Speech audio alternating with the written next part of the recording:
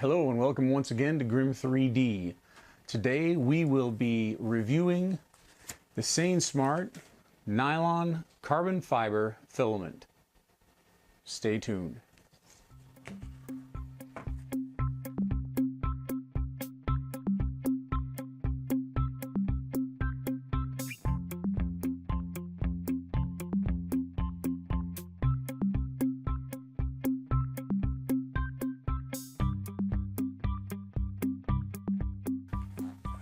This SainSmart filament did come in a box. I'll have to admit that, but the box was actually pretty shredded, and so somebody in my family just threw it away. I don't know who. I'm not that concerned about it because the box is not really what's important. What's important is that the SainSmart came tightly sealed in this heavy plastic bag, and you can see inside there are some silica beads keeping this nylon from absorbing any moisture during the packing and shipping process. So I'm going to open it up. So satisfying. I love that noise. New filament.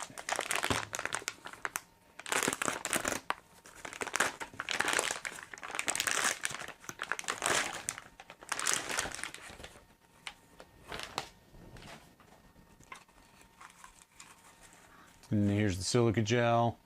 Generally speaking, I just discard those. So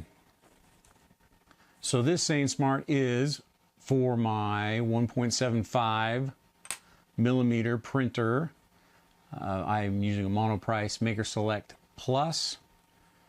Let's take a look at the filament itself. It is very nicely attached to the side with these two pieces of tape. Get those off of there. The filament itself looks black like any other black filament, but has kind of a matte finish. I would assume that's the carbon fiber. It's fairly rough when you touch it. The instructions on SainSmart's site do say that this filament can ruin a brass print head. So I have purchased other print nozzles,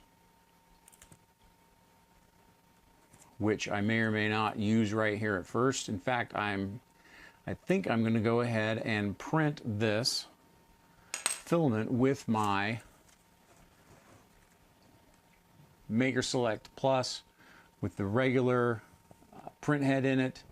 The print head I'm using is a Micro Swiss all metal hot end.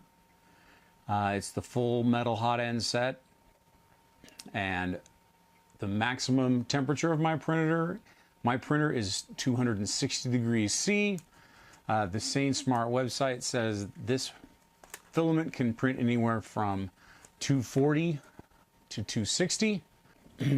So I'm going to go ahead and set up a temperature tower for every 10 degrees between 240 and 260, and that's going to be my beginning print.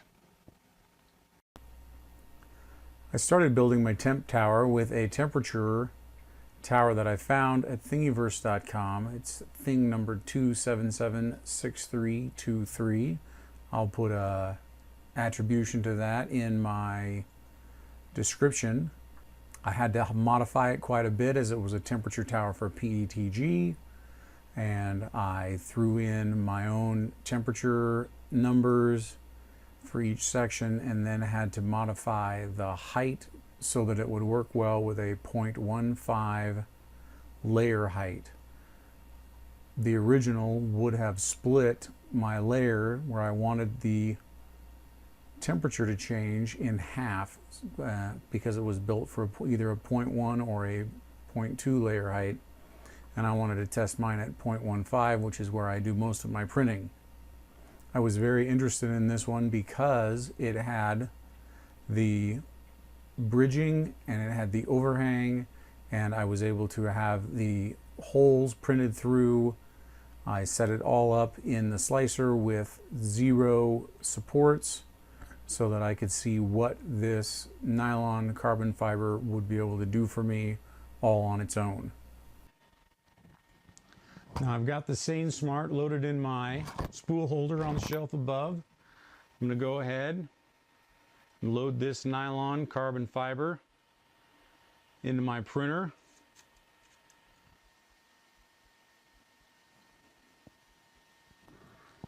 Just waiting for it to come up to temperature.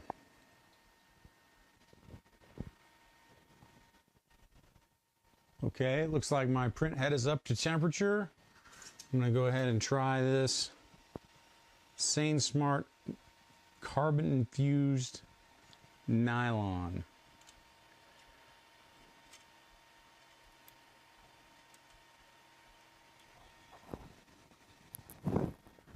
Sometimes it helps in loading it to cut a nice sharp angle on the end.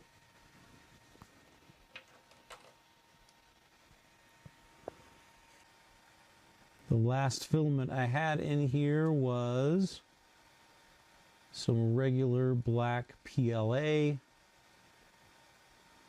This seems to go through the print head just about as easy as any other filament that I load this way. And so we will see if we're ready to go with our heat tower.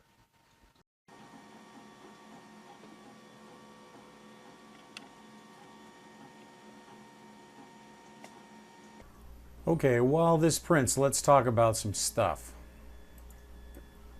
First of all, you have to know that I purchased this SainSmart carbon fiber with my own money. There was no connection with them. I just wanted to make sure that people out there knew how well it worked, what it could do, that kind of stuff. So I decided to do this review completely and totally on my own.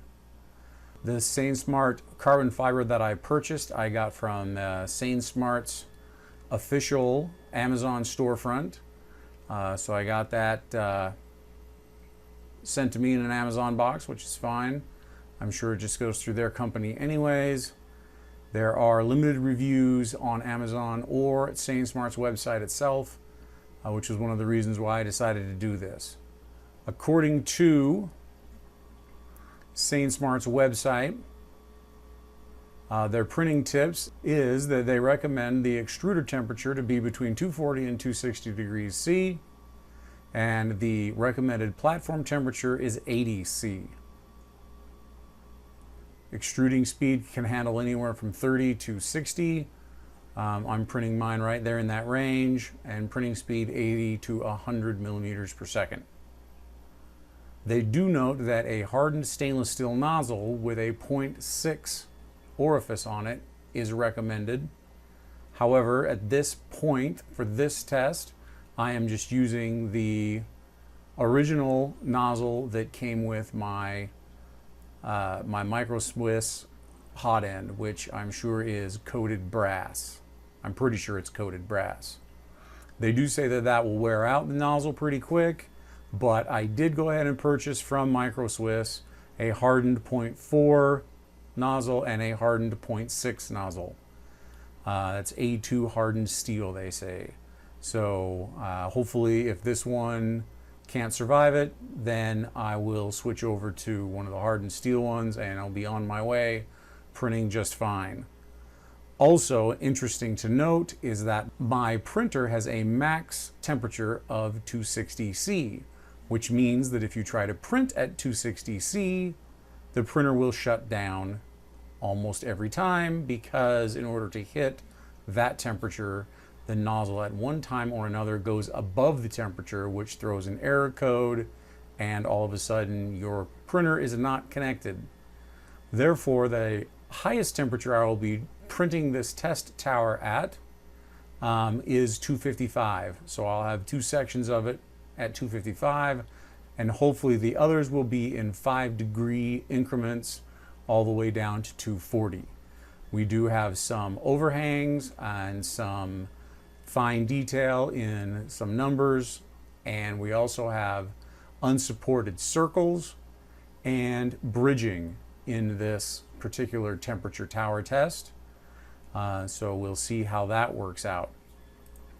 When I go to MatterHacker's website, MatterHackers is not setting up recommended printing settings for the SainSmart nylon carbon fiber, but they do sell their own nylon carbon fiber, and they have the exact same 240C to 260C extruder temperature.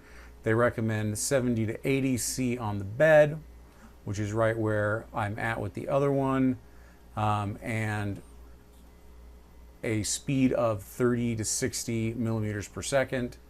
Also interesting is most sites recommend a 0.2 millimeter layer height. I am using a 0.15 millimeter layer height, which is my favorite layer height to print at because it keeps sufficient detail and cuts my printing time down.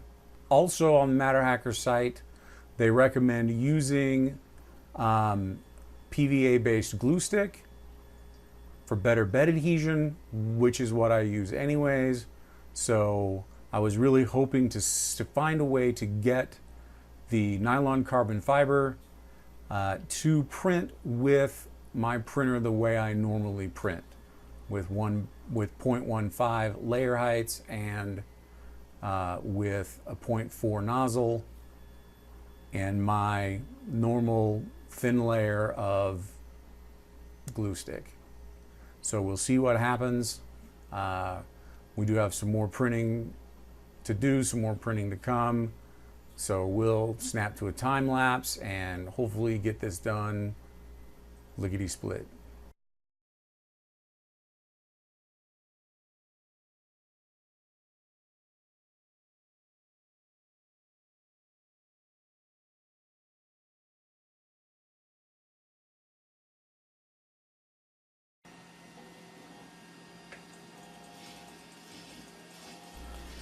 It's important to remember that as we reach the end of this 255 degree layer where it's going to actually try to close that circle and do the bridging, that the 260 section of the temperature tower was actually printed at 255 as well, because in order to print at 260, my printer would have to be able to handle at least 265 for the temperature to heat all the way up and then toggle around the target temperature. And since my printer throws an error as soon as it hits 260, printing at 260 was pretty much impossible. So keep that in mind. We've still got some time lapse going, and the print is coming out pretty well. We've got some pretty specific footage of things that are happening to the print as we go.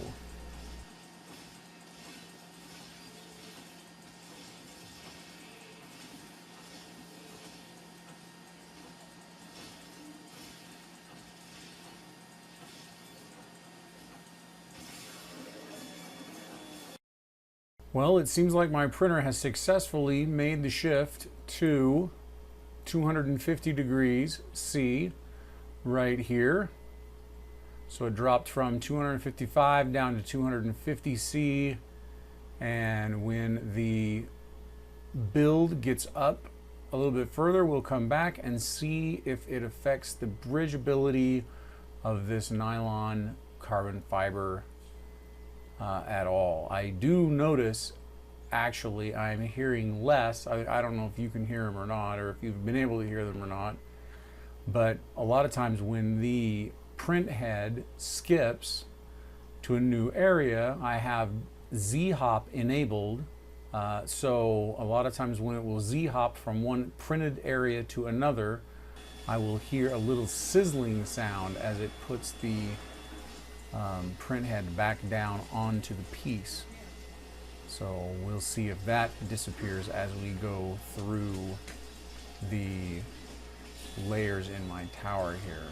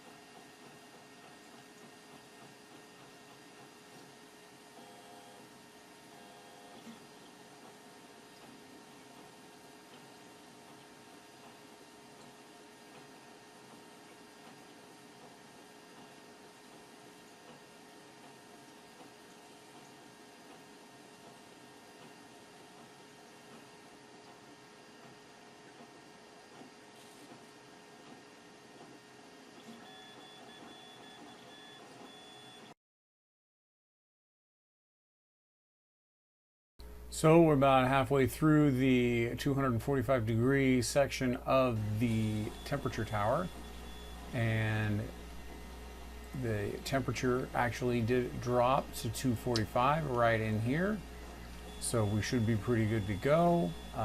So far, so good with the printing and the recording and the temperature dropping and the tower doing what it's supposed to be doing. This section needs to complete, and then the last section is a 240 degree section. So stay tuned.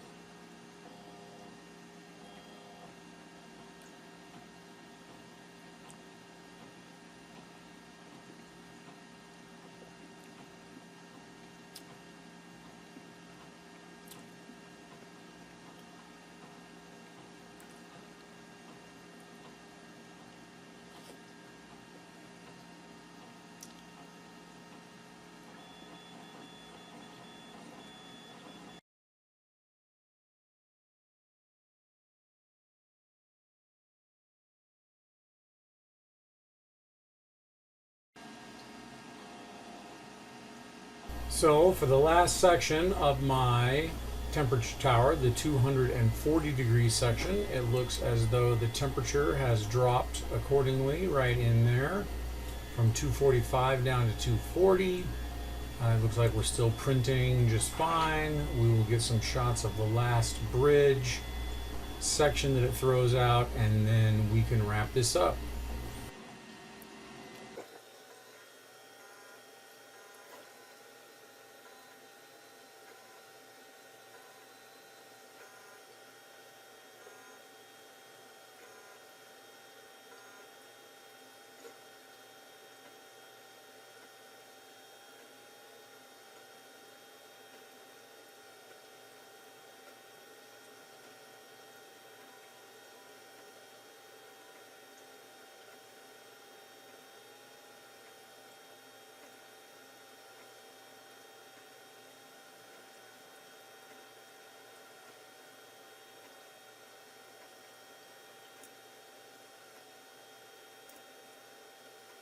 Well, here's my part.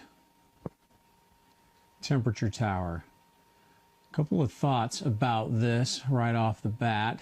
Just about every single one of these circles, with no supports at all, printed fantastically. Those look great. The numbers actually look really great. Every one of these numbers. And remember, the 260 wasn't actually at 260. It was at 255. My printer's max temperature is 260. So I couldn't actually hit and print at 260 without it tripping my firmware into throwing an error and shutting my printer down.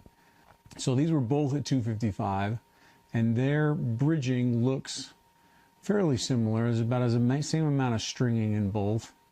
The 250 seems to have a little less stringing, and then the 245 and 240, to me, I don't know, the 240 looks kind of clean, pretty clean, but the 245 looks kind of messy.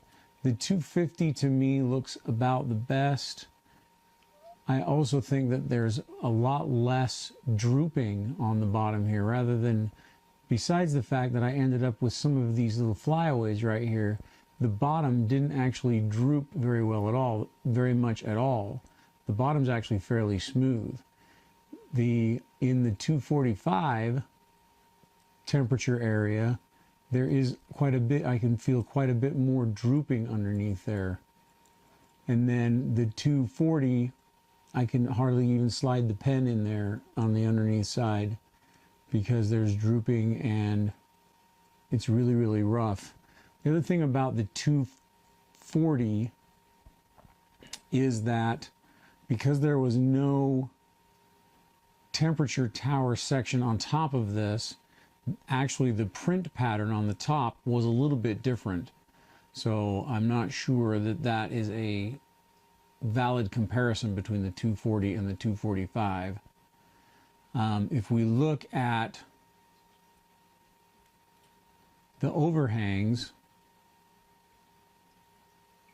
every single one of those looks to be very, very clean. If I get the light on it just right, it's very nice. None of these showed any kind of distress or any kind of issue with printing at all.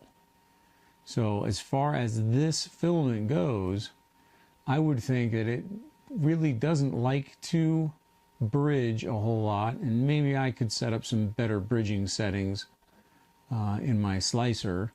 I just left this at 0.15 and just basic printing clear across those bridges with no extra modification to the slicer at all. Overall, the finish is fantastic. On the back here, looks like there are a couple of issues right here on the back.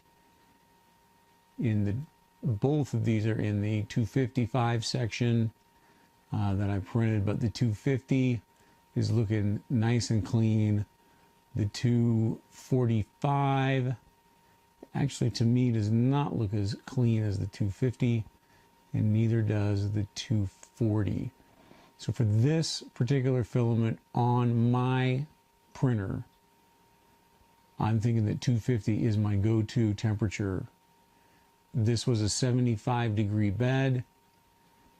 Temperature tower printed pretty well. It took about, I don't know, approximately 3 hours to print this at 0.15 layer height.